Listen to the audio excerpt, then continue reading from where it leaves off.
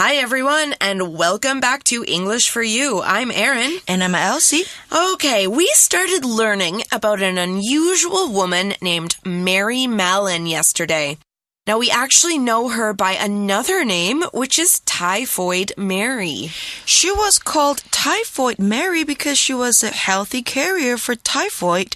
She had the disease, but she didn't have any symptoms. Now, Mary was a cook, and she spread the disease in the food she made. Now, as a result, a lot of people got really sick, and one little girl even died. The New York Health Department started investigating and learned how people were getting sick. And when Dr. Josephine Baker found Mary working for a new family, she wanted to stop her. Mary was quarantined on North Brother Island, an island in the river that runs through New York. She had to stay there for 3 years all alone. And that's not where Mary's story ends, though. Trust me, it gets even more interesting. So let's find out what happened to her now. Reading The Curious Case of Typhoid Mary.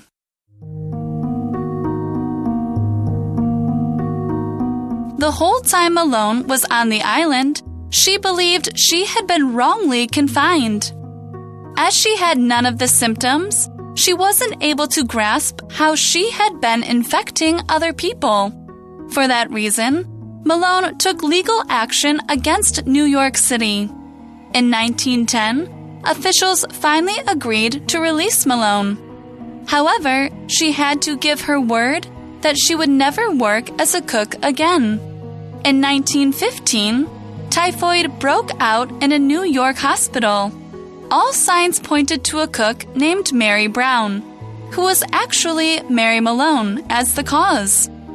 Once again, Malone was captured and placed in isolation on North Brother Island. This time, the public had less pity for Malone. By this point, she knew that what she was doing was causing harm. Additionally, by changing her name to avoid capture, she seemed aware of her guilt. Malone received an extreme punishment for something she had no control over. Confined to North Brother Island until 1938, Malone lived as a prisoner until her death, forever known as Typhoid Mary.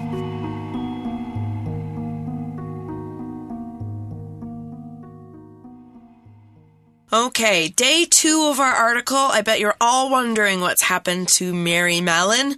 Here in the first line, it says, the whole time Mallon was on the island, she believed she had been wrongly confined. 我们首先呢看到 confine 这个动词在文章中指的是限制行动。Mallon 相信她被关在这间医院和这座岛上是错误的。我们看到 had been 加上一个过去分词，是过去完成的被动语态。For example, yesterday the news said that the criminal had been caught and put into the prison. 新闻说呢，犯人已经被抓到并且被关进监狱里面。新闻报道和犯人已经被抓和关进监狱两个动作都是在以前，但是犯人被抓和被关的动作比较早发生，所以我们用过去完成时来表达，再加上被动态。Back to the article, Mallon didn't know that she had typhoid at the time, but she was still confined in the hospital on the island. Yeah, okay, so not a great thing or not a great place to be if you think that you didn't do anything wrong, right? Yeah. Okay, so it's important to remember that Mary was just a cook. Before we get into this story a little bit further, you should know Mary was just a cook. And way back then, when modern medicine was still new, she wouldn't have had any way of knowing she was sick. She wouldn't have had an education or anything like that. So she's a pretty good reason to be upset. She just thinks she's a normal woman. Now, here in the article, it says, as she had none of the symptoms, she wasn't able to grasp how she had been infecting other people. Now here we use the verb grasp. When you grasp a fact or a piece of knowledge or information, you completely understand it. Now we especially use this word when something might be difficult to understand, but you do understand it. As an example, we might say, the young child hasn't grasped the idea of cause and effect yet, so she doesn't understand that her actions can cause pain or problems. Grasp 这个动词呢是理解明白的意思。Melon 不明白 how she had been infecting other people. Right, so let's find out what this word means, what Mary couldn't grasp, and we used the word infecting. Infect 这个动词是感染，在文章中呢，你看到它是用过去完成进行式 had been infecting 带出。那过去完成式 had been 再加上动名词，指的是过去的某一个动作在过去的某个时间结束或结束不久之前持续进行。也就是说呢，当时 Melon 无法理解自己过去是如何一直感染他人。She couldn't grasp how she had been infecting others because she didn't have any symptoms. Right. I hope you guys can grasp that past perfect progressive tense there after Elsie's great explanation of it. Okay, but let's continue on in the article. She has no symptoms, so she thinks not sick, right? But we know not always. However, Malin didn't know this, so that's why in the article it says, for that reason, Malin took legal action against New York City. Okay, Mary's getting mad. In fact, she hired a very good lawyer to help her, and actually, a lot of people supported her. So we know she took legal action, 寻求法律途径，希望呢纽约市能够还她清白。And you said a lot of people were supporting her. Yeah, a lot of people thought that she shouldn't be there. But did she succeed? Well, at first, yeah. Here it says, in 1910, officials finally agreed to release Malin. So, good news for Malin. It just wasn't that easy. Before they could release her, they had to get her to agree to something. So we learn what that is here in the next line. It says, however, she had to give her word that she would never work as a cook again. Now, give one's word here is today's shortcut for you. So let's find out more about it right now.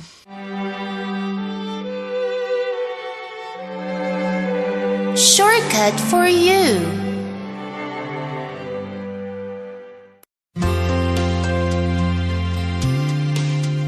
Do you have that jacket you borrowed from me? No. I forgot to bring it today. I really need it back. Sorry. I'll bring it tomorrow. I give you my word. Give me your word? I don't need a word. I want my jacket back. Don't worry. I'll return it to you tomorrow. To give somebody's word means to make a serious promise. I get it now. To give somebody's word means 向点点点保证. That's right. When is the last time you gave someone your word?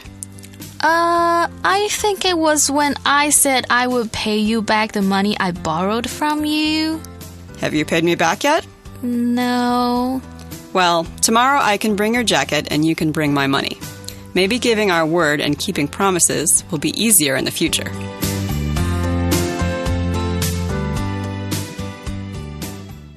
So 在1910年的时候 Melon 被释放，但是她需要 give her word， 也就是保证自己再也不会当厨师。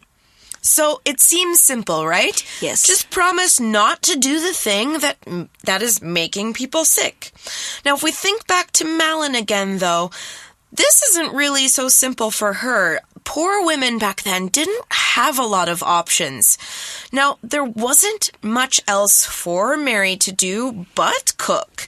That she didn't have an education, she didn't have a lot of money, she does know how to cook, and so So you mean she went back to work as a cook again? Well, yeah. Here in the article, things get a little bit more interesting. It says, in 1915, typhoid broke out in a New York hospital. Now, there's that phrase, break out. Remember, we learned outbreak, the noun in day 1. Here's our phrasal verb, break out in day 2. So if something bad breaks out, it starts to happen. And now it's often used to talk about fires, fights, wars, or diseases. Here's an example.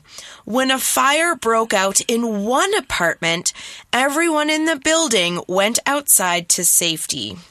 同学们还记得我们昨天在文章中提到的 outbreak 这个名词是爆发的意思。现在呢，我们看到了动词片语 break out 的用法。在文章中呢，用的是过去简单式broke out 爆发。So in 1915, 5 years after Melon was released, typhoid broke out again. That's right. And I bet you can all see where this is going. Here it says all signs pointed to a cook named Mary Brown, who was actually Mary Mallon, as the cause.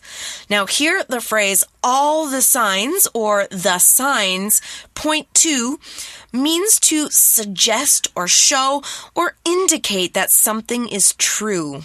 也就是所有的迹象都显示因为一位叫 Mary Brown 的厨师所造成的。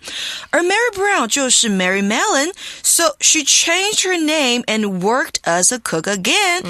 Then she broke her promise. She did break her promise. And as you can guess, the health department was not happy about this. So it says here, once again, Mallon was captured and placed in isolation on North Brother Island. Now, we started that sentence with the phrase, once again. We use this to describe something that happens again after it has already happened once or several times. Now, it's often used to show that you're frustrated or you're upset or you're annoyed that something negative keeps happening. So we could say something like this. Once again, Edward is late for class. Once again, 再一次，或是我们可以说又来了。So once again, Melon was captured. Right, so capture here is a verb, and when you capture a person or an animal, you catch them and keep them as a prisoner so they can't go free.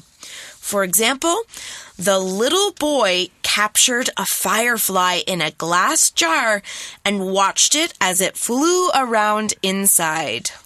Capture 这个动词是捕获或俘虏的意思，也可以指拍摄或引起关注，像是摄影师可以 capture stunning wildlife photos， 也就是捕捉精彩的野生动物相片。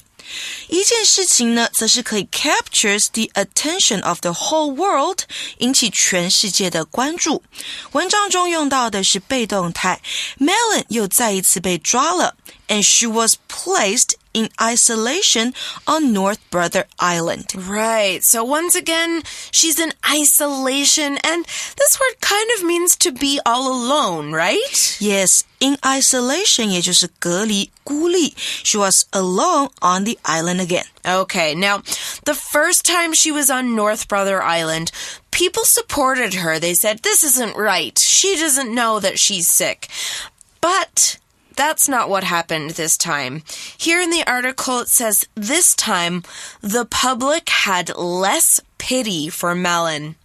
Now, pity is a noun, and it's a feeling of sympathy or feeling sorry that you get when you see that someone is unhappy or suffering in some way.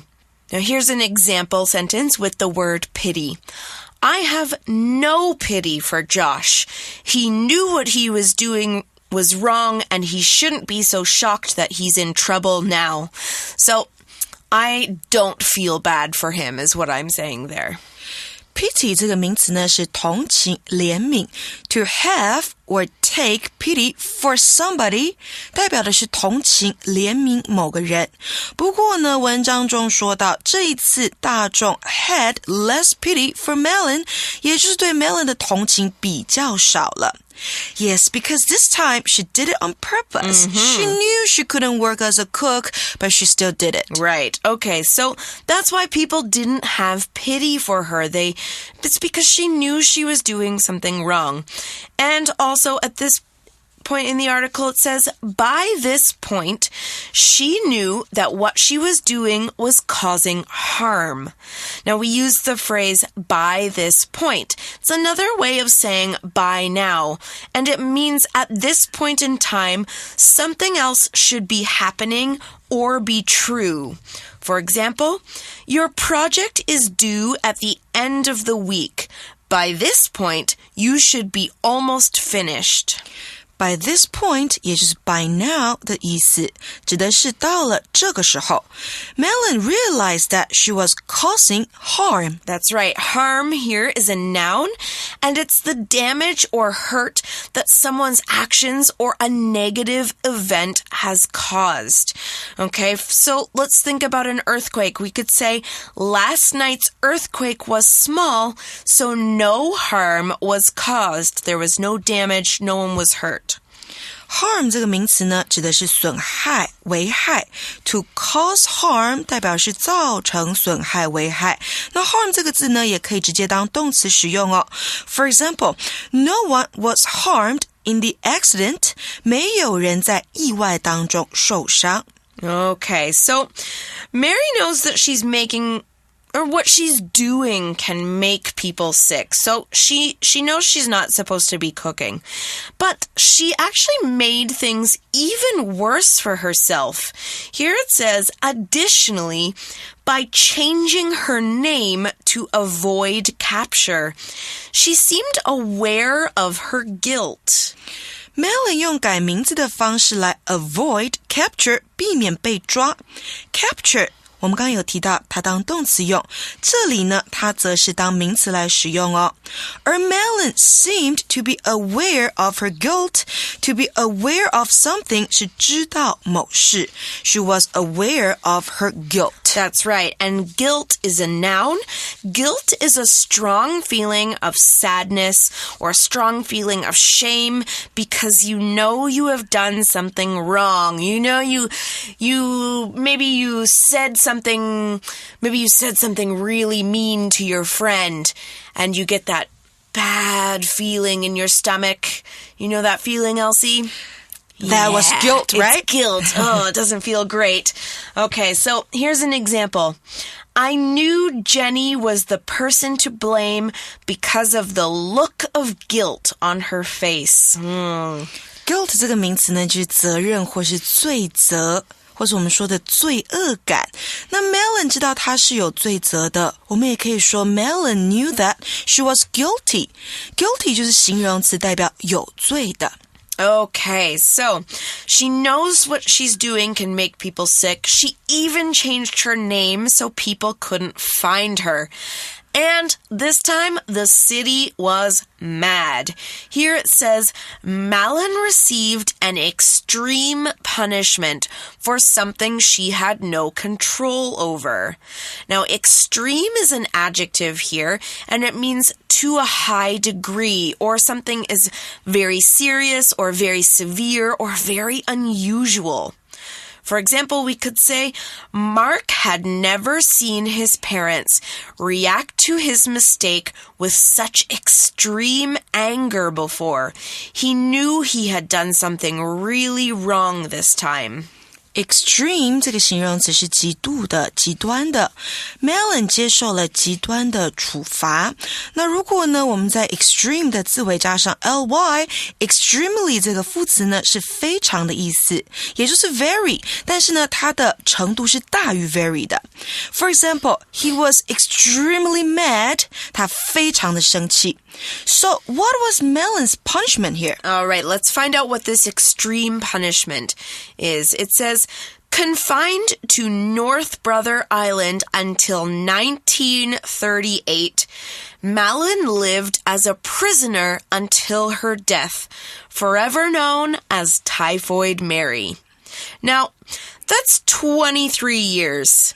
That's 23 years she had to live alone on this island. That was a long time. Yeah. Now, one thing you should know, there were other people on North Brother Island. It was a hospital island. A lot of people who were very sick and had diseases that other people could catch would go to this island and live there. And she did help in the hospital, but she was never allowed to cook or go back to the city again. So she was not all alone there in the hospital? Yeah, she was allowed to work she helped the nurses, I think. Okay, so Erin, do you think it was too harsh or fair for her to do that? Good question. To stay there? I think we should go to our For You chat right now to discuss this. Okay.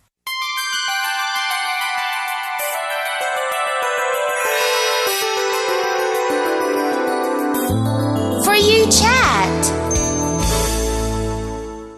Okay, an interesting question for you guys today.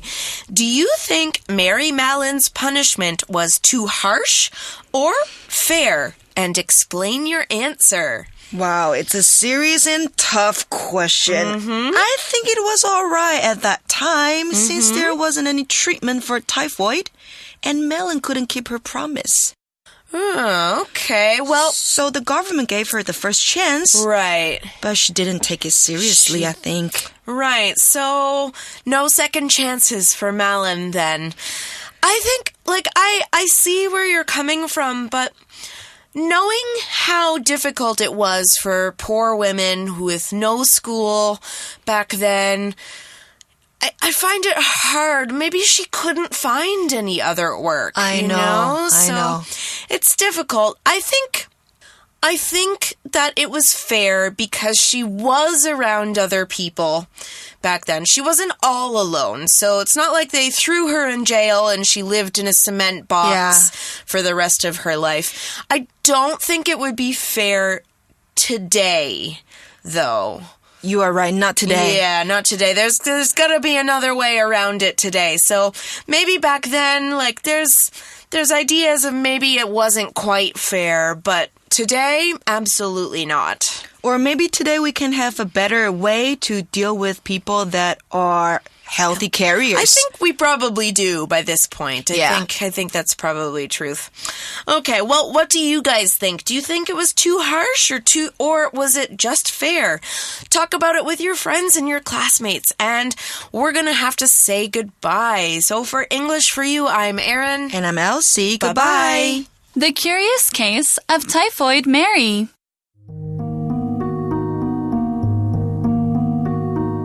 The whole time Malone was on the island, she believed she had been wrongly confined.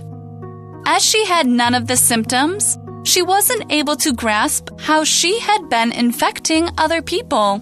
For that reason, Malone took legal action against New York City. In 1910, officials finally agreed to release Malone. However, she had to give her word that she would never work as a cook again. In 1915, typhoid broke out in a New York hospital. All signs pointed to a cook named Mary Brown, who was actually Mary Malone as the cause. Once again, Malone was captured and placed in isolation on North Brother Island. This time, the public had less pity for Malone. By this point, she knew that what she was doing was causing harm.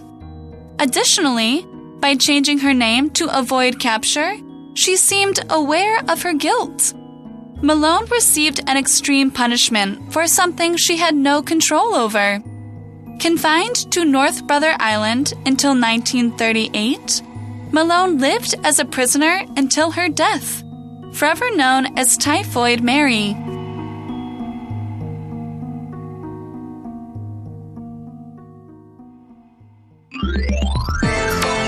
Vocabulary Review. Grasp. The children couldn't grasp the rules of the game, so they made up their own. Capture. Some criminals broke out of the prison, but the police captured them and took them back. Pity. The judge felt pity for the man who'd only stolen out of hunger and let him free. Harm. Henry is such a gentle child. He never wants to cause harm to another living thing. Guilt. Enrico couldn't take the feeling of guilt anymore, so he admitted to stealing the bike. Extreme. It's difficult for most plants or animals to survive in the extreme cold of the Arctic.